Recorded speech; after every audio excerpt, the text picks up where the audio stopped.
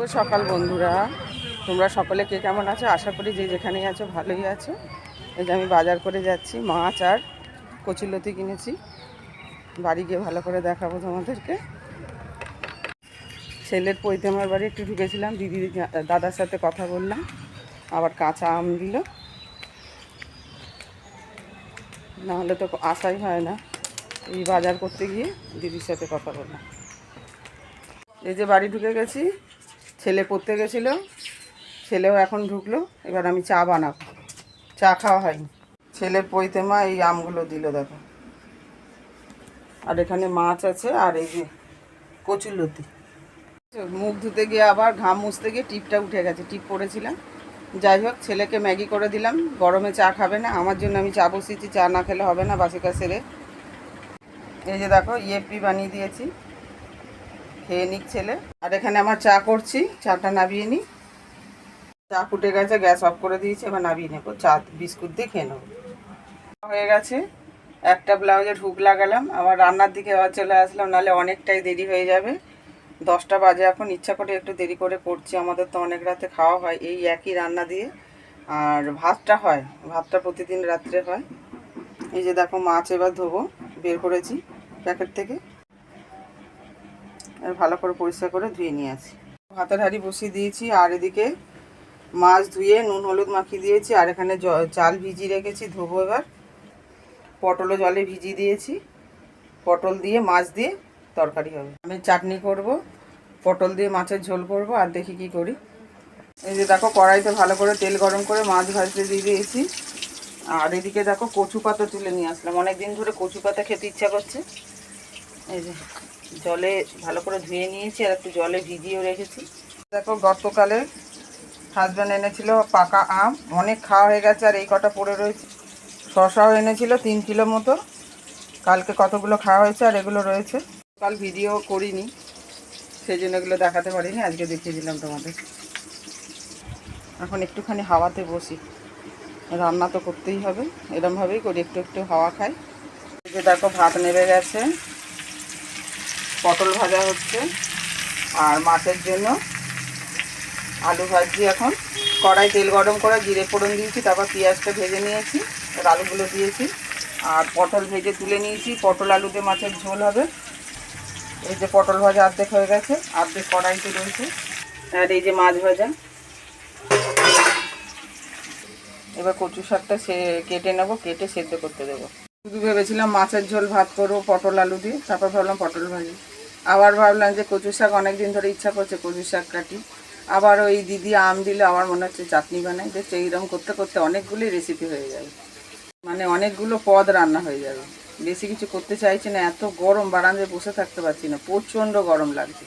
ঝোলের জন্য যে আলু পটল ভালো করে সব রকম বাটা মশলা গুঁড়ো মশলা দিয়ে ভালো করে কষিয়ে নিয়েছি। এবার জল ঢেলে দেবো। আর ওইদিকে কচু শাক সেদ্ধ হচ্ছে, কুচানো হয়ে গেছে।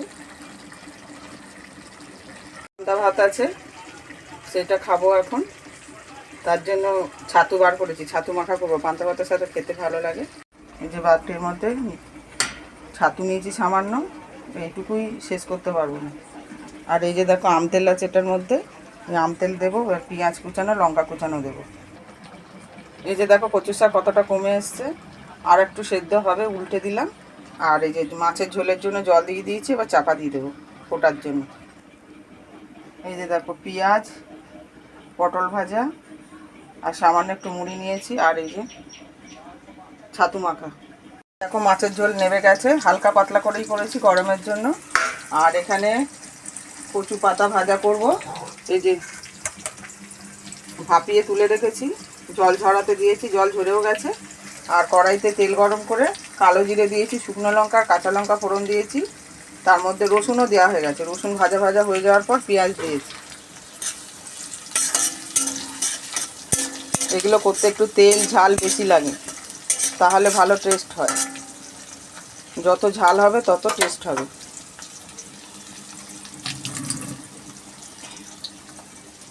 কচু পাতা এখনও ভাজা ভাজা হচ্ছে।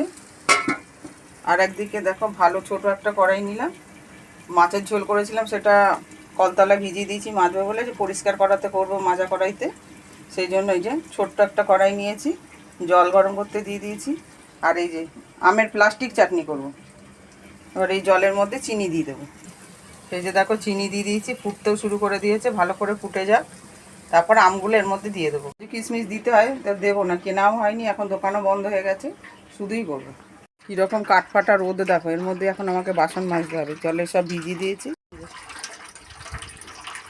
আজকে একটা লক্ষ্মী জবা ফুটেছে দেখো, আর দুটো টগর ফুল ফুটেছে। আর এই ফুলটা তোমাদের দেখাবো বলেছিলাম, ফুটলে পরে কুড়ি দেখিয়েছিলাম, এই দেখো দুখানা ফুল ফুটেছে, কালারটা কি সুন্দর, আরও ডিপ হয়, ফেড হয়ে গেছে কেন জানি না। আজকেও হাজব্যান্ড ভোরবেলা কাজে চলে গেছে, পরপর 3 দিনই ভোরবেলা যাচ্ছে। আজকে গেছে অন্য জায়গায়, 2 দিন গেছিলো নাটকের রিহার্সাল। এখন বাসনগুলো মেজে নিই, সারলাম যেটুকু কাজ ছিল।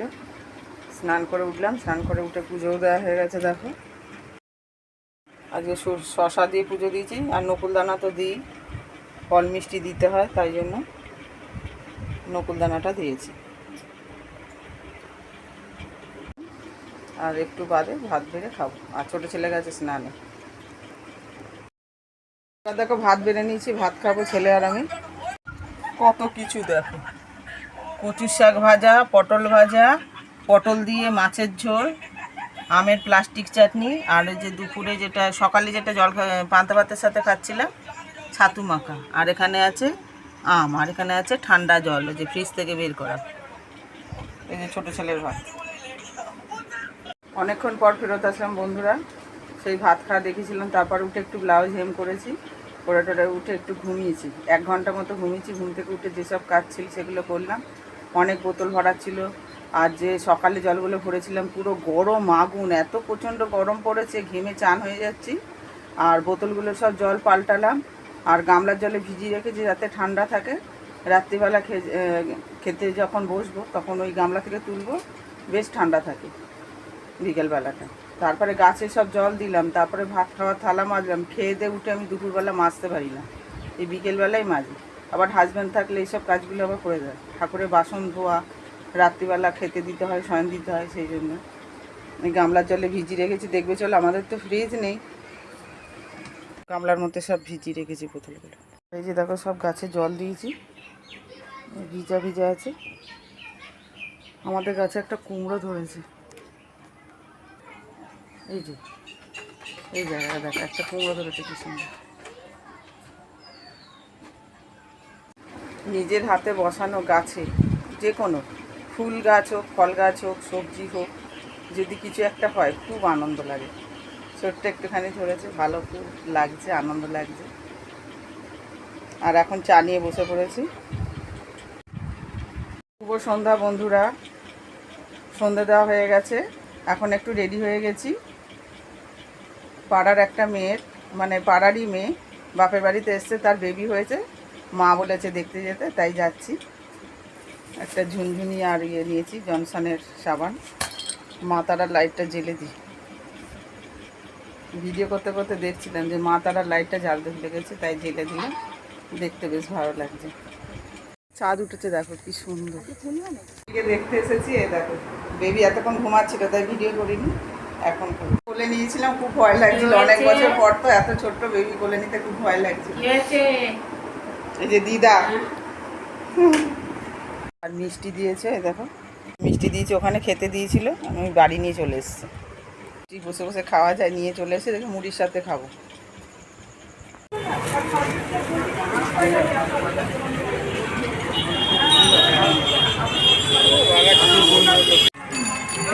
চপ কিনে নিয়ে বাড়ি যাচ্ছি।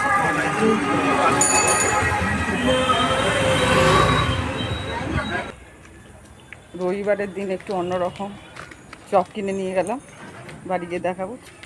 চপ মিষ্টি মুড়ি খাবো এখন জলখাবারে। আজকে রবিবার, পড়ানোর ছুটি, আবার কালকে থেকে পড়ানো শুরু হবে। চল ঘরে গিয়ে দেখা হচ্ছে।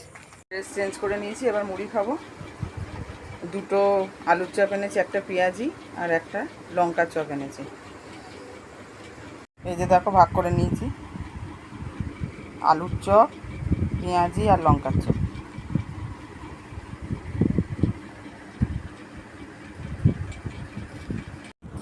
এই যে দেখো মুড়ি রেখে ভালো করে আলুর চপ দিয়ে মাখলাম, এটা জমিয়ে খাওয়া দাওয়া হবে।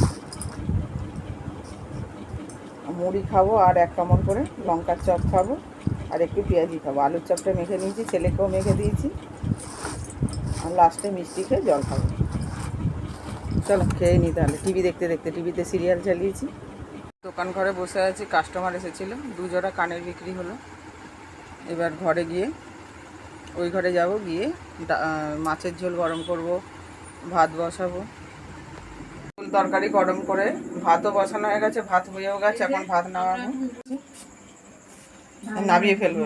ভাত নামিয়ে আসলাম, একটুখানি শুয়ে পড়লাম, একটু আবার রেস্ট নিই, আবার করবো সেলাই। এতক্ষণ সেলাই করছিলাম। আবার কচুলতি এনে রেখেছি, কখন কাটবো জানি না, কালকে ব্লাউজ দেওয়ার আছে। আবার অনেকক্ষণ পর ফেরত আসলাম। এখন ঘড়িতে 10:30 বাজে। ডান্স বাংলা ডান্স দেখছিলাম। আজকে 11ই মে, আজকে মাতৃ দিবস। মাকে নিয়ে মানে কথা বললে শুরু করলে আর শেষ হবে না। ডান্স বাংলা ডান্স দেখতে দেখতে মানে চোখের পাতা মানে ভিজে গেল। এত সুন্দর হচ্ছে মাকে নিয়ে। মা কথাটা, শব্দটা খুব ছোট্ট, কিন্তু তার মধ্যে অনেক কিছু লুকিয়ে আছে। আদর, ভালোবাসা, যত্ন, মানে মায়ের কথা বললে শেষই হবে না। মায়ের হাতের আঙুল ধরেই প্রথম হাঁটতে শেখা, কথা বলতে শেখা, মুখ চেনা, সব কিছুই মাকে দিয়ে। মাকে ছাড়া চলবেই না।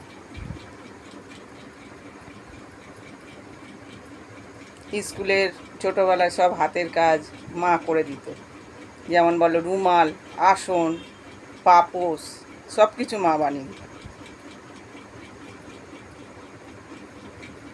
সেটাকেই স্কুলে নিয়ে গিয়ে দেখাতাম। তারপর ছোটোবেলায় প্রাইমারি স্কুলেতে মাটির কাজ ছিল। কাপ বানানো, কাপ, প্লেট, আম, বলতো যে যা খুশি বানিয়ে আনবে, হাতের কাজ। মাটির কাজ ছিল তখন, এখন তো নেই। এখন তো সব বাচ্চাদের প্রজেক্ট হয়ে গেছে, আর আমাদের সময় এগুলো ছিল। খুব ভালো লাগলো, সব মা বানিয়ে দিত, আর আমরা গিয়ে স্কুলে সেগুলোকে প্রেজেন্ট করতাম খুব সুন্দর করে। সে ছোটোবেলার দিনগুলো তো আর ফেরত পাওয়া যাবে না। মায়ের কথা বলতে বলতে মানে গলা কীরকম হয়ে আসছে। পৃথিবীর সমস্ত মাকে সশ্রদ্ধ প্রণাম জানাই।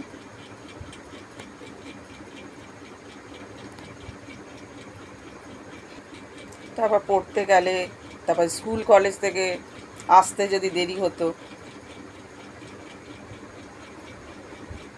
মানে মা ছটফট করতো যে কখন ছেলে মেয়ে বাড়িতে আসবে। দাঁড়িয়ে থাকতো, রাস্তায় ঘোরাঘুরি করতো। মাকে নিয়ে অনেক কথা বললাম।